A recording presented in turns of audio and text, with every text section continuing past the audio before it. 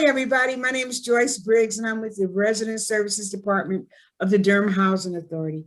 And today we have with us Melissa Sampson of Duke University. Melissa is the clinical instructor for nursing students, and they've been working with us for, oh my goodness, 10 years. I'm sure it's been 10 years. And I want to introduce you to Melissa Sampson. Hey, Melissa. Hi. Hi. So tell the world about yourself and how did you become a nurse and nursing instructor? Cool. So initially I actually wanted to be a doctor. I knew I wanted to help people. That was something I knew from like very early on. And so I think my parents were like, yeah, you can become a doctor. But then my mother shared this story with me that made me reconsider that. And I was probably maybe like a year old, and she said I'd had a seizure, had a lot of violent shaking. And she took me to the hospital trying to get me seen quickly, but was having some issues with the registration. And a nurse just very calmly walked up to her and said, "May I hold your baby?" Because what my mom didn't know is that I had gone limp in her arms and was changing color. And this nurse noticed it. And as soon as she got me in her arms, rushed me back to be treated, I ended up being like intubated and admitted to the hospital for a few days. So if it had not been for that nurse being so observant of not only this mother in distress, but this child in this mom's arm, and if God hadn't put her in that place to be able to see all that happening, then I might not be here. And I was like, what amazing impact you can have on somebody's life, that in some of their lowest moments, you can be there to help. And so that's how I want to become a nurse. And so I went and got my bachelor's in nursing from ECU and started working as a nurse, and realized I was still wanting to do more. And so I started precepting people or training people in the unit that I was working in, which was the ED at that time. And I really enjoyed it. I enjoyed watching whoever I was training, whether it was a new graduate nurse or just a nurse who was new to the unit. I enjoyed watching them kind of acclimate to the culture, and they were understanding acuity or how sick people really were. And they understood how to prioritize certain tasks and things that needed to be done. And I really enjoyed that process. And so it made me think of my 8th grade teacher, Miss Johnson, who was actually a social studies teacher, history teacher. And she gave all the students quotes and said, my quote was, "Those that know, do. Those that understand, teach." And she had noticed how I had always been the one in the study groups or little small groups teaching my classmates. And honestly, as I reflected on that, like through my life, I really have been in that role, like marching band in high school and in college with study groups. So it was like, let's do it. So I went back and got my nursing, my master's of science in nursing and nursing education from ECU, and started applying for jobs and was not being hired. For whatever reasons they had, which I'm sure were valid, it just was not working out. Even the places that I really felt like almost was a shoo-in, because I knew some people, and it just was not working out. And so I ended up going back to a different ED ultimately, and just really kind of feeling a little defeated, because it's like, I've done all this work to do what I believe is this next step in my life, and it's not working out, to the point that I really wasn't applying anymore for those type of positions. I'm like, I just need to do this, work, be a staff nurse, which is still wonderful. I'm not trying to down that. But that's what I'm meant to do right now. And I just think it's critical that you really are mindful of the people you have in your circle, and be grateful for the people who can still speak life into you and encourage your heart when you aren't feeling the best about what it is that you believe that you're meant to do, and that they can remind you of who you are. And I'm really grateful that I had one of my supervisors was like really encouraging me, like, hey, you have this advanced degree, you should be doing more, you need to go for it. Still, no, I'm not ready. You know, my pride, really what it was. And my self-esteem was still a little low. And I was like, no, I'm not going to do it. But I don't mind training people because, again, that's something I always loved. I don't mind precepting. And I ended up precepting a Duke nursing student. I wasn't even her primary preceptor. I was kind of the backup when her primary preceptor wasn't there. And so her clinical instructor looked at some of the feedback that I had written on the student's evaluation and was really impressed. Like, it was with the feedback that was given. And she said, you know, you should consider applying. So now this is probably like the third time, probably at this point, someone has told me to apply. So I'm grateful that it kept coming back around for me. You should apply to work at Duke. We're always looking for clinical instructors. I think you'd be good. And the student gave me the contact information. And, you know, within a couple of weeks, I'm getting an email from one of the faculty saying, hey, would you like to come in for an interview? And what went from, first of all, my being able to work part-time in that, then a full-time position became available.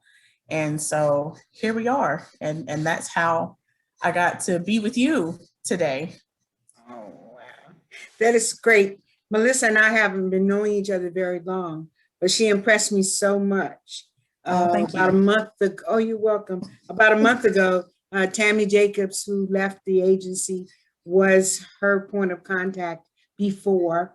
And I miss Tammy terribly, but the best thing that came out of it is I got a chance to meet you, and you're awesome, and you're beautiful, and you're inspiring. Thanks, Miss Joyce. Oh, I know you might be called Miss Joyce. Yeah, I kind of, anyway. I know. So tell us a little bit about what you've been doing with the Durham Housing Authority. Yes, so my official title is a clinical nurse educator, but I'm the clinical instructor for this community health clinical that my students are participating in. And so they partner with different organizations in the community to just kind of see how they can be of service. And so these particular students were partnered with DHA Families and hosted a panel to figure out what might be some more health topics or health concerns that the Cornwallis community in particular was wanting to know more about. And one of the residents, the resident who attended, informed us that they really wanted more information about the COVID-19 vaccine, that there was a lot of concern surrounding that, which I completely understand. So the students created a video. Oh, wow. On the DHA Families Facebook page and some of the other social media to help people make informed decisions about their health. Would you like to share that video with us? I would love to. Okay. Let's see.